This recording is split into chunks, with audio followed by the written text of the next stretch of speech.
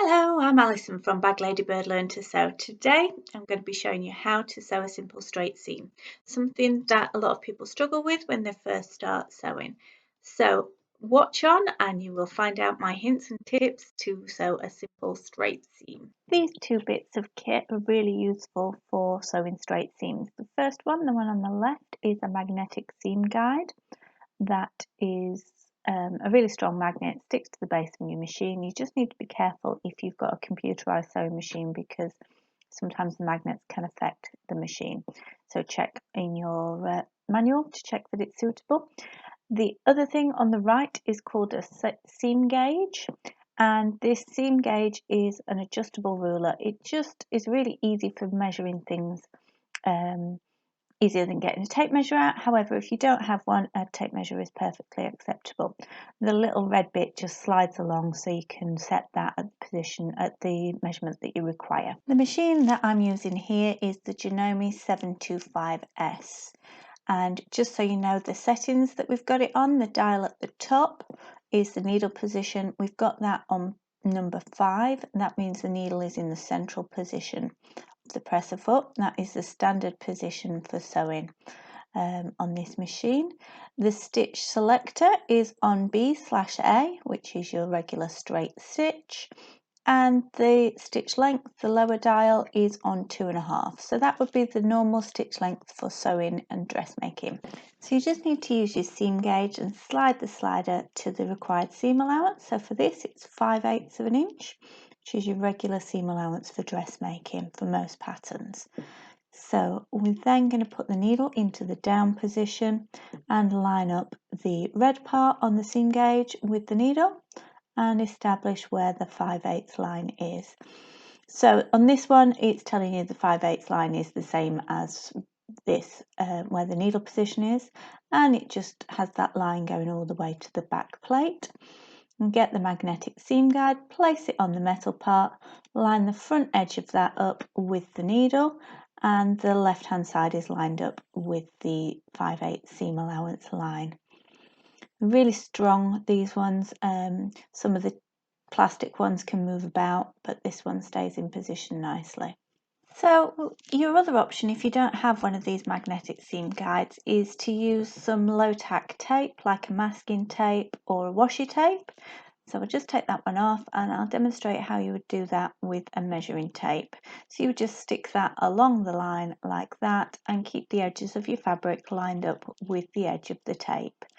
Just makes it easy. Just be careful because your tape will come across the opening for your bobbin case and you'll need to get into that at some point, so make sure the tape is easily to remove. Okay, so we're going to go with the magnetic seam guide here. Get that lined up and into position, raise the needle to the top position and just pull your threads out to the side.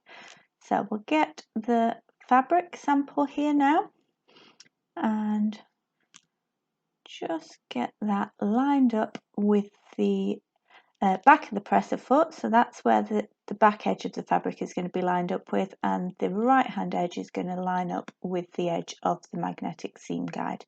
Put the presser foot down and put your needle down. You should always start with the needle down. It helps to hold your position with your fabric, and it means you can move your fabric about, lift your presser foot, and you'll be held in position. Like an extra pin really. So put your presser foot down. We're then going to put the machine into reverse and reverse back to the starting edge of the fabric. Then release your reverse stitch and come forward, and you're just keeping your eye level with the edge of that magnetic seam guide. So that's where you're watching, close to where the needle is at the needle position. You're just keeping your eye there, and that just helps to keep you in a nice straight line as you sew. So you're not watching the needle as it goes up and down, and that can make you a little bit dizzy or hypnotized. You're just keeping on that straight, keeping your eye on the edge of the fabric and keeping that straight. So you're coming close to the end. You can stop and start as much as you need to.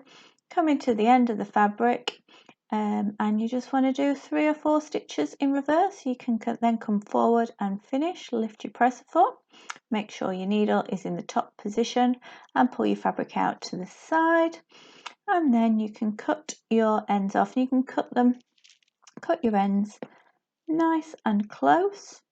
You don't want any thread tails hanging off to be caught in your work at a later time. And because we've done the back tack reversing stitches, your seams are nice and secure. They're not going to come undone.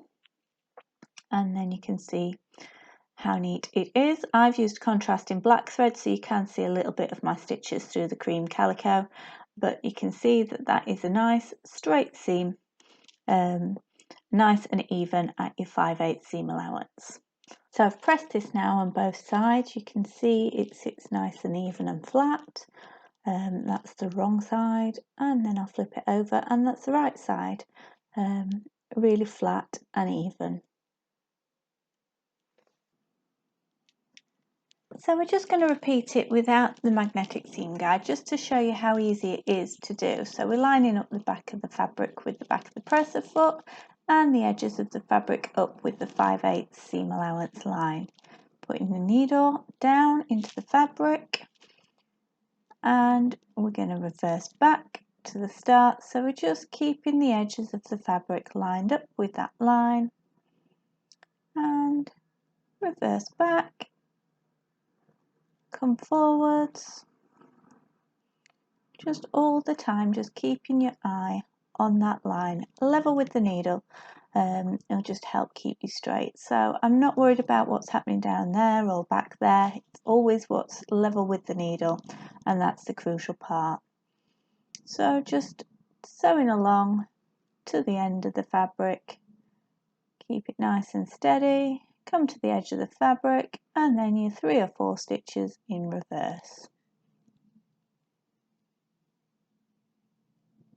Take your time and practice this. The more often you do it, the easier you'll find it, and you won't have to concentrate so much on that. But that is our lovely straight seam, the wrong side and the right side.